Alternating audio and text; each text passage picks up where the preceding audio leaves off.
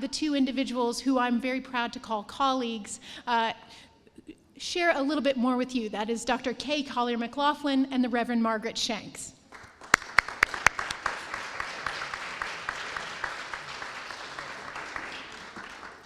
Thank you. Thank you on behalf of our team for acknowledging and honoring this work that we've been doing. The conversation on coal was a beginning of that conversation.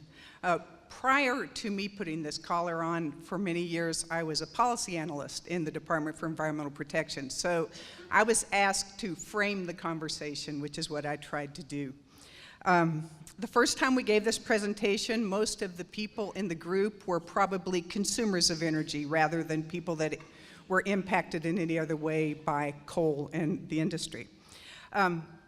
But I tried to frame the conversation in a way that we could all see how we intersect with coal. And certainly in the state of Kentucky, if you turn the lights on, you intersect with coal in some way. So the feedback I got from that first session is that people really appreciated being able to take some of those phrases that we hear all the time. If you have a television and if you turned it on, you've heard about Obama's war on coal, for instance. So I tried to take phrases like that we hear, but take the passion and the accusation out of it and talk about these are the policy issues that are being decided. This is what's underneath that statement.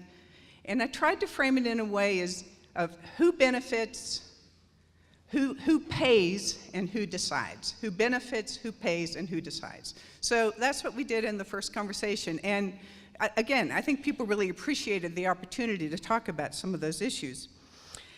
However, for me, the great enriching gift of this exercise, and we did it more than one time, was hearing other people's stories.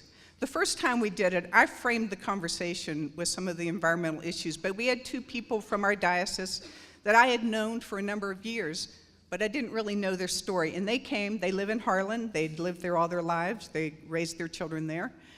One of them grew up in a coal camp, and one of them, her husband, teaches engineering in the community, mining engineering in the community college there. And they told their stories. They told their stories of how their lives have been impacted by coal through many years. And then the second time we did this conversation, we did it at a regional gathering. So there were people from all over the Appalachian region, people from Southern Ohio, from West Virginia, Tennessee, Pennsylvania. We gave it again, and then in the conversation group, I had the same experience. People very openly talked about their lives and shared their lives, and they came from many different places. There were people that had all their lives worked in the coal industry and done very well. There were people whose communities were previously impacted by coal, and now they're being impacted by fracking and natural gas.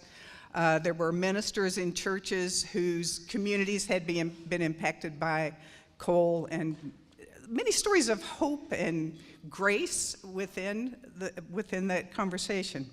So I'm not sure that we changed anything in the world except that we truly deepened our relationships and our understanding. And it reminded me of these two things that we all know, and I'm going to borrow these words from our liturgy, that we are all dependent upon this fragile earth, our island home, and that we need to not forget that every one of us, that in our common life, it depends on the toil of other people. Thank you.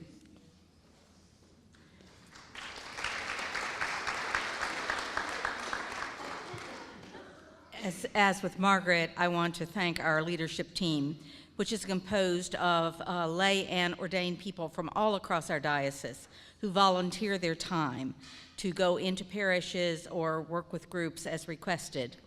Our work is based on having a team that is trained to use the process to invite civil dialogue. And so I am grateful to the council for their focus on this issue. Particularly grateful because I think as Christians, we have a tendency to blame the culture for bringing terrible things into our church, when in truth, we march those behaviors right into our pews. And until we look at ourselves and begin to follow the baptismal covenant of respecting the dignity of every human being by truly listening to each other and being in real relationships, the culture is not going to change. So holy conversations or civil dialogue are not an event. It's a process. And we believe and have worked with various groups around many difficult topics. And that's our goal, to be able to help people, whether it's in their churches or taking it into their daily lives, to realize that there is a way to be together even when we have differing perspectives, differing experiences, and differing opinions. When that happens with respect and relationships are formed, it is truly holy conversation.